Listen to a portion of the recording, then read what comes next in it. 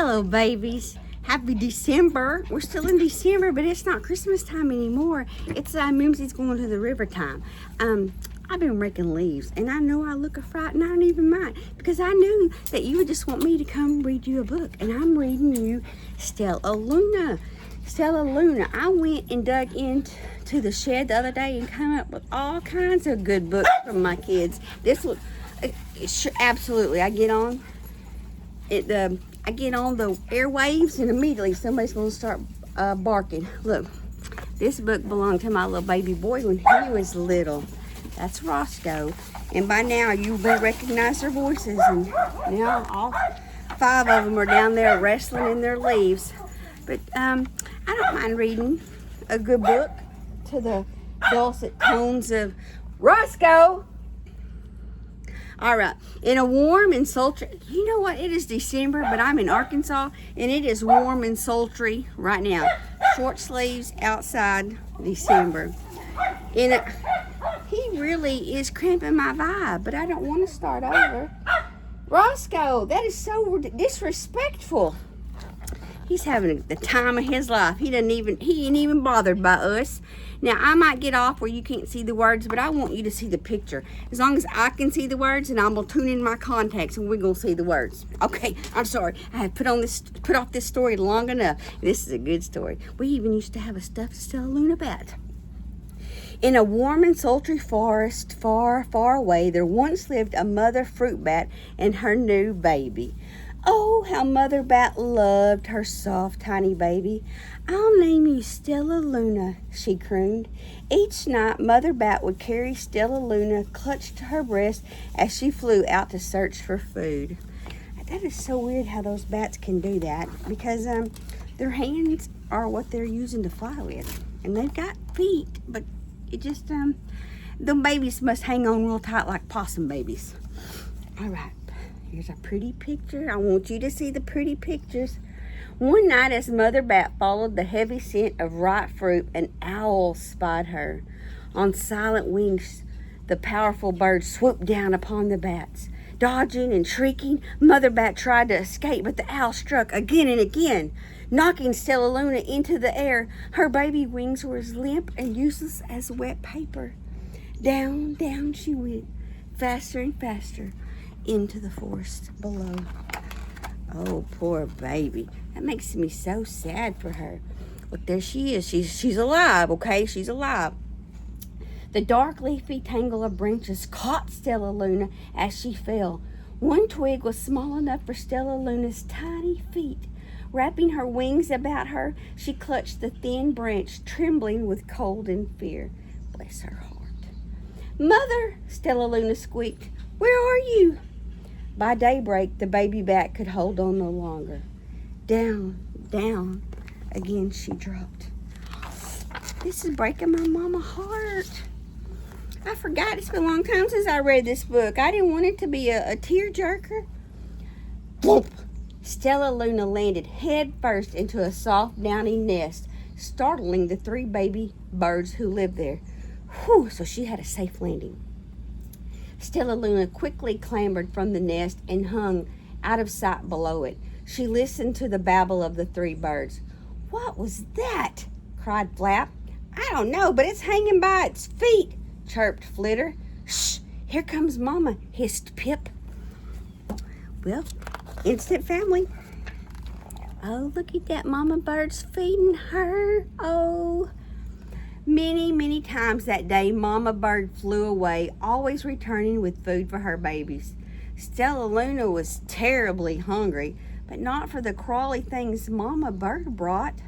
Finally, though, the little bat could bear it no longer. She climbed into the nest, closed her eyes, and opened her mouth. Plop! In dropped a big green grasshopper. She was probably still drinking her mama's bat milk. It's a good picture. Look at the birds. Oh my gosh, STELLALUNA's teaching them tricks. STELLALUNA learned to be like the birds. She stayed awake all day and slept all night. She ate bugs even though they tasted awful. I can just imagine. Her bat ways were quickly disappearing, except for one thing. STELLALUNA still liked to sleep hanging by her feet. Once when Mama was away, the curious baby birds decided to try it too. When Mama bird came home, she saw 8 tiny feet gripping the edge of the nest. "Eek!" she cried. "Get back up in here this instant. You're going to fall and break your necks." How many of y'all have heard that before? Because I'm pretty sure I have said it, especially to my oldest child. Look at, she's fussing. Poor STELLALUNA. The birds clambered back into the nest, but Mama bird stopped STELLALUNA. "You are teaching my children to do bad things. I will not let you back into this nest unless you promise to obey all the rules of this house." STELLALUNA promised. She ate bugs without making faces. She slept in the nest at night, and she didn't hang by her feet. STELLALUNA behaved as a good bird should. Oh, my mommy heart is too sad. Let's look at the pictures. Oh, it's getting time to learn to fly. All the babies grew quickly. Soon the nest became crowded. Mama bird told them it was time to learn to fly. She done with them babies. She's like, "Y'all need to leave. Mama needs some me time." One by one, Pip, Flitter, and Flap and STELLALUNA jumped from the nest. Their wings worked. "I'm just like them," thought STELLALUNA. "I can fly too." Plot twist, STELLALUNA. Oh, I hear loud big things driving by. Ooh, look at the sun's right where we're going to hold our book. It's coming up on golden hour. Pip, Flitter, and Flap landed gracefully on a branch. STELLALUNA tried to do the same. Oh, that's not how bat anatomy works. That's a funny picture. See her feet, and there's her little face, and there's her hand. It's like, all right. You have to just excuse the light. It's fixing to go behind the post. I just don't have enough hands. We'll hold the book up because I want you to see the pictures. Look at STELLALUNA trying to get up on that branch. How embarrassing. She's giving it her best. Girl, don't be embarrassed. You are doing your best. "I will fly all day," STELLALUNA told herself. "Then no one will see how clumsy I am." You know, bats are clumsy on the ground, and that's because they don't belong on the ground. If you ever find a bat on the ground, you need to tell somebody because that bat is probably sick. And if you mess with it, you could get very, very sick too. So don't ever mess with a bat, number one, at all, but especially if you find one on the ground. And bats cannot take off from the ground. Yeah. Mimzie science teacher is leaking out on you. I'll get you the pretty picture of her flying. Or who is that flying? Yeah, that's STELLALUNA. Look at her little mouth with her tongue hanging out. The next day, Pip, Flitter, Flap, and STELLALUNA went flying far from home. They flew for hours, exercising their new wings. "The sun is setting," warned Flitter. "We had better go home or we will get lost in the dark," said Flap.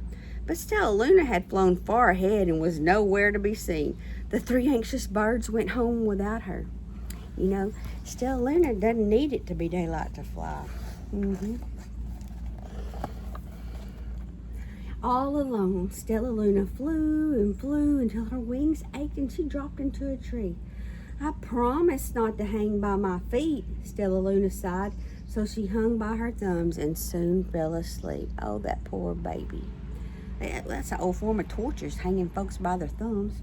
She didn't hear the soft sounds of wings coming near. I hope it's not the owls coming back. Look at friends, they look just like her. "Hey," a loud voice said, "why are you hanging upside down?" STELLALUNA's eyes opened wide. She saw a most peculiar face. "I'm not upside down. You are," STELLALUNA said. "Oh, but you're a bat. Bats hang by their feet. You are hanging by your thumb, so that makes you upside down." The creature said, "I'm a bat. I'm hanging by my feet. That makes me right side up." STELLALUNA was confused. "Mama bird told me I was upside down. She said I was wrong." "Wrong for a bird? Maybe, but not for a bat." You're a bat girl. Let's get to our page. Look, it's a whole family of bats. I love it. More bats gathered around to see the strange young bat who behaved like a bird. STELLALUNA told them her story. "You ate bugs?" sputtered one. "You slept at night?" gasped another. "How very strange," they all murmured. Wait, let me look at this child." A bat pushed through the crowd. "An owl attacked you?" she asked. Sniffing Stellaluna's fur, she whispered, "You are Stellaluna. You're my baby." That's her mommy. Oh my gosh. You escaped the owl, cried Stellaluna. You survived? Yes, said Mother Bat as she wrapped her wings around Stellaluna. Come with me and I'll show you where to find the most delicious fruit. You'll never have to eat another bug as long as you live. Well, I'm happy for them, but the bugs in the bats in Southwest Arkansas, they eat bugs. But these are fruit bats. They do not eat bugs. But it's nighttime, Stellaluna squeaked. We can't fly in the dark or we will crash into trees. We're bats, said Mother Bat. We can see in darkness. Come with us. Stellaluna was afraid, but she let go of the tree and dropped into the deep blue sky. Stellaluna could see. She felt as though rays of light shone from her eyes. She was able to see everything in her path. Come on, what was going on? Was something else going on with maybe some clicks? What's the word? Echolocation, maybe? Maybe that's what they're talking about. What kind of fruit is that? Is that a pear or is that maybe a mango? Soon the bats found a mango tree and Stellaluna ate as much of the fruit as she could hold. I'll never eat another bug as long as I live, cheered Stellaluna as she stuffed herself full. I must tell Pip, Flitter, and Flap. I wonder if the birds would like to eat fruit just like Stellaluna does. There she is hanging out with her birds. The next day, Stellaluna went to visit the birds. Come with me and meet my bat family, said Stellaluna. Okay, let's go, agreed Pip. They hang by their feet and they fly at night and they eat the best food in the world, Stellaluna explained to the birds on the way. As the birds flew among the bats, Flap said, I feel upside down here. So the birds hung by their feet. Wait until dark, Stellaluna cried excitedly. We'll fly at night. Uh-oh. Come on, Stellaluna, you got to see. Bats are bats and birds are birds. They're not going to do well flying at night. They're going to run into trees. When night came, Stellaluna flew away. Pip, Flitter, and Flap leapt from the tree to follow her. I can't see a thing, yelled Pip. Neither can I, howled Flitter. Aye, shrieked Flap. They're going to crash, gasped Stellaluna. I must rescue them.